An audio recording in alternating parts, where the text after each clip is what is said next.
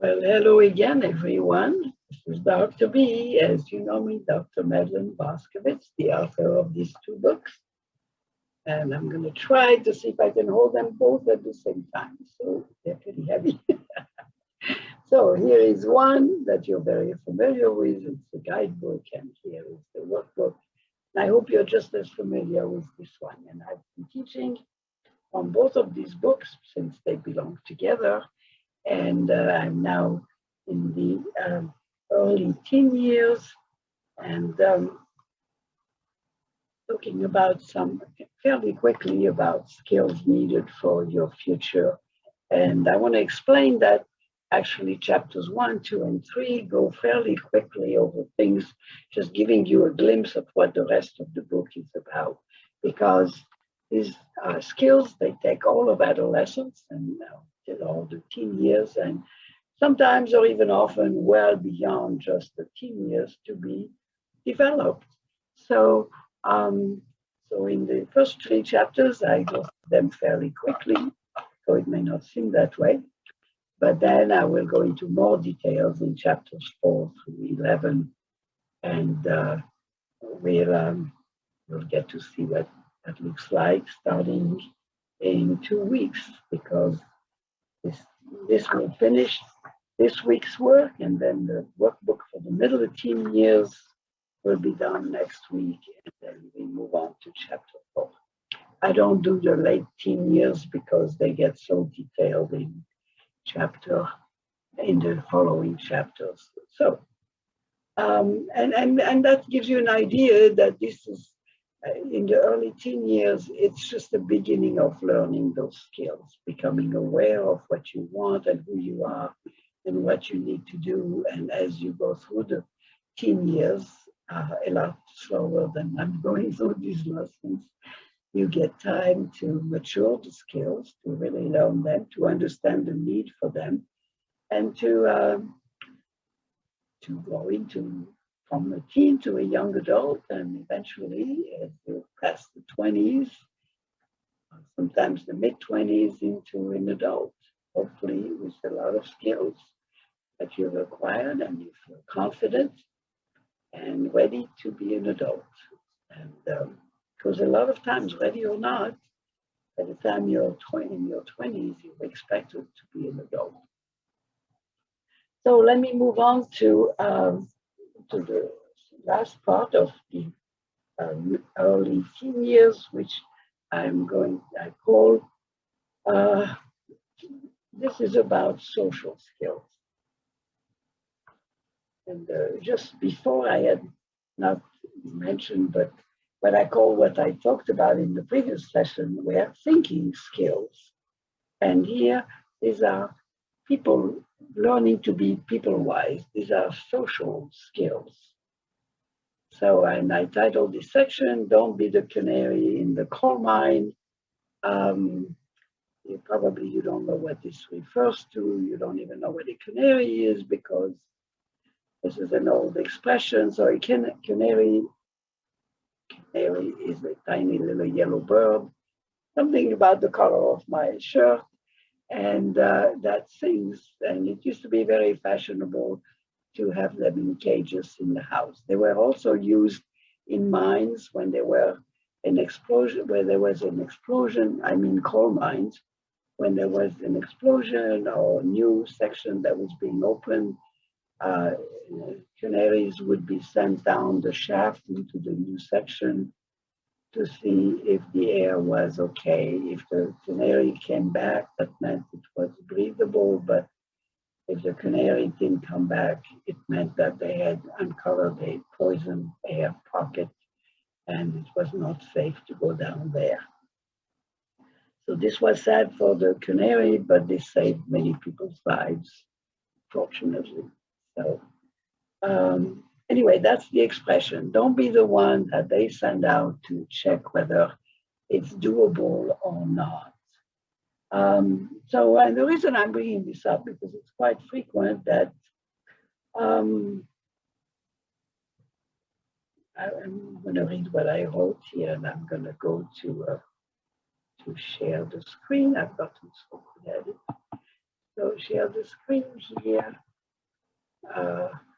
Share. So the canary in the coal mine. So I wrote, so many times a group of kids or teens will have an idea for some daredevil plan or some prank that they know is a bit risky, either because it's dangerous or because they're likely to get caught. So they usually devise to ask someone that they think will accept to do it, to be the first to try it. Who's that someone? Someone who's not popular but really would like to be, someone who wants to be noticed, or someone who might be afraid to refuse if a lot of kids are putting pressure on them, someone who's flattered to be included in the plot, someone who wants to show that they're brave and will try anything. I think that covers most of us. So when we're young, we're often not people wise, and I want to talk about very quickly. Well, no, I'll save it for the next section. So we're not people wise. It takes a couple of times to get used and burned to learn to know better. So where do you fit in this? It's important to be honest when thinking about yourself. Did you ever fall for a scheme like that? I know I did. I was naive. I was shy. Not really. No one really paid attention to me. So I was so flattered when to be asked to lead the class in a prank on the teacher. And I agreed right away, even though I would never have ventured to do it on my own. I would never even have thought about it. Fortunately, not much happened. No one ratted on me when we were caught. So we were all punished.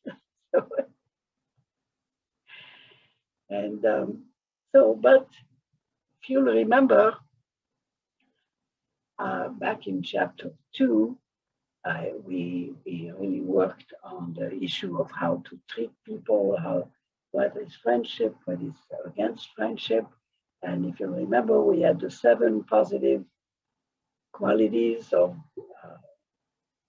needs for a good friendship and the 7 things that destroy friendship or relationships even.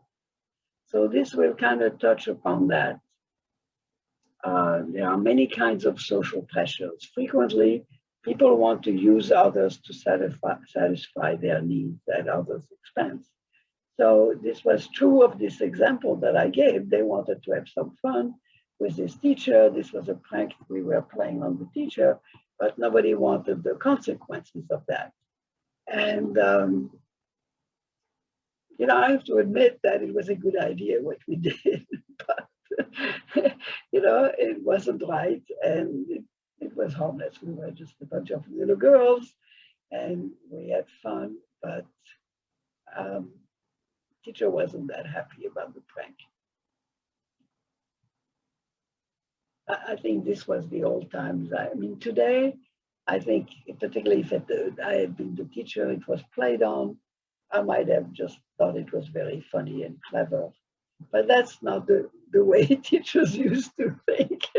There was discipline and quiet and no thinking that it's funny or anything like that.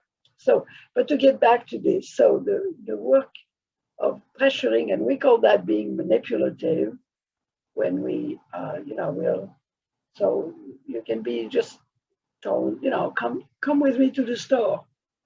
I'll steal something when you keep watch, help me out on the next test. You're such a good student.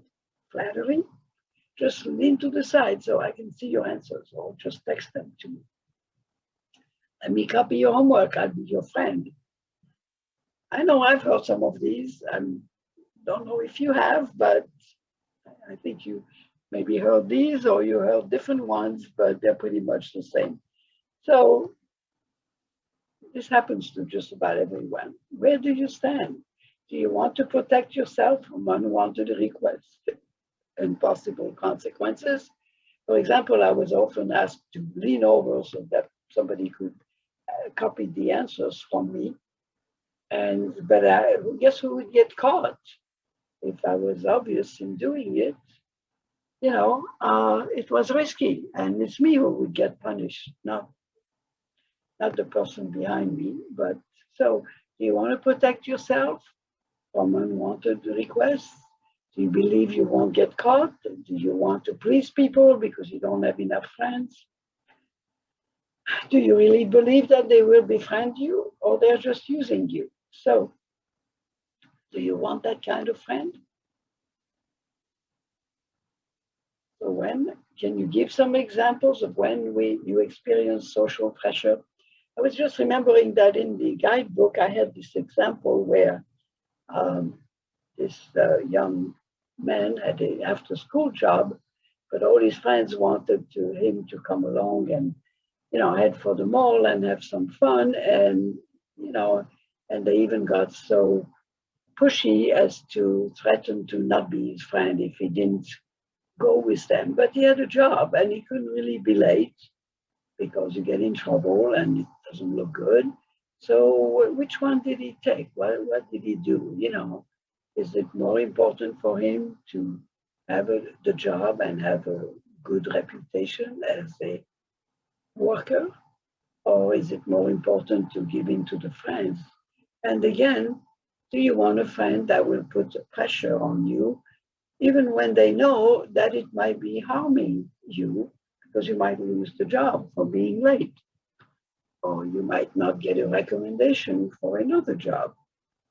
So it needs to be weighed, and these are skills to be learned. Don't be the canary in the coal mine. Learn to take care of yourself. Know how to deal with social pressure. And sometimes, just like in the example I just gave, it's several teams on one. So that makes it even harder. Join us. We're going behind the gym to smoke. Or just you be the watch while we smoke. Come to the party. There will be booze and weed, but don't tell anybody. So, this stuff. And, when we're young, we do all kinds of things that are not necessarily so great.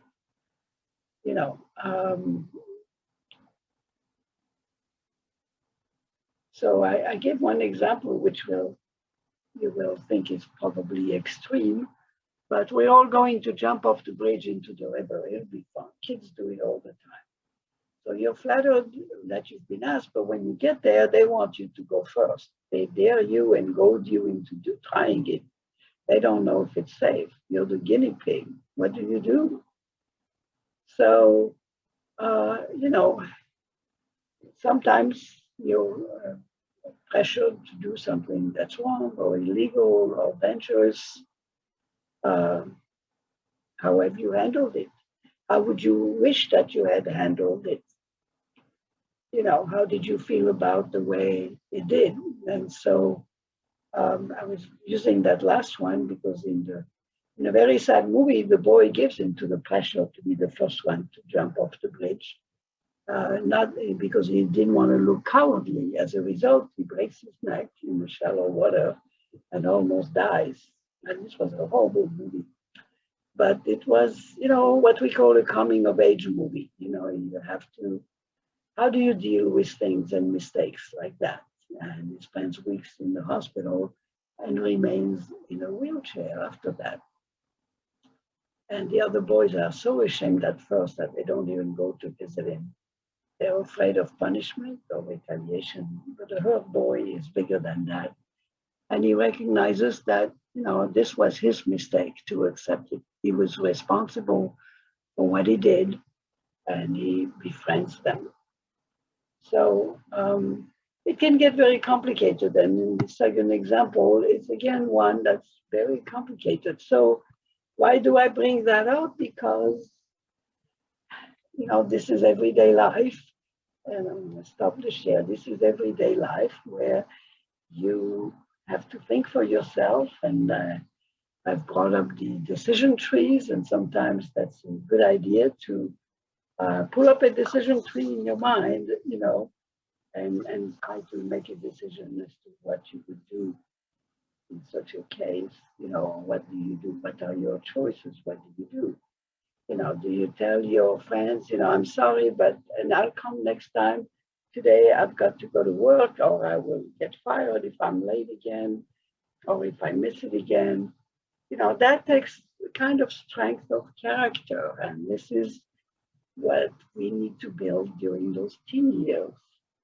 This is learning to be an adult, to stand up for yourself. Um, Maybe this boy who jumped off the bridge, of course, this is a movie, but what if one of these kids had suggested going to test out the water, and they would have walked into the water to see how deep it was. But that would have taken a good deal of maturity and of thinking things through. Wouldn't have been impossible. I mean, maybe this boy could have said, hey, I'm going to go down there and check it out before anybody jumps, just to make sure it's okay. That would have been an ideal solution because he would have been a leader. They would have been impressed, particularly when they would have found out that this was a very dangerous thing to do, that there was no water there. So, you can be imaginative, you can be creative, you can take the time to think what you want to do. That's the important piece. And again, I want to repeat, you have the whole of the teen years and well beyond to learn those skills. These are not things that come so easily. Maybe if the boy had been 2 years older, he might have had this thought like, hey, let's check this out before we do it. Who knows? We call that maturity. It's important, but it's also important to realize that the teen years and the childhood years is when we're learning those skills. We make plenty of mistakes, and hopefully they're not too terrible, and we learn from them. So this is the end of the early teen years, and next week we'll look at the middle teen years. So the early teen years were from 13 to 15. You can see that that's still very, very young. Okay? And by the way, the example that I didn't read, that's actually where, that was also a movie, I believe, but the kids were older. They were already ready to graduate from high school. So, and you could, if you read that example, you will see that the boy was more sophisticated. He was able to think things through and make what I think was a wise decision. So, though it took him quite a bit of work, this is not easy stuff, which is why we have a guidebook and a workbook, and we will continue next week. So take care. Thank you.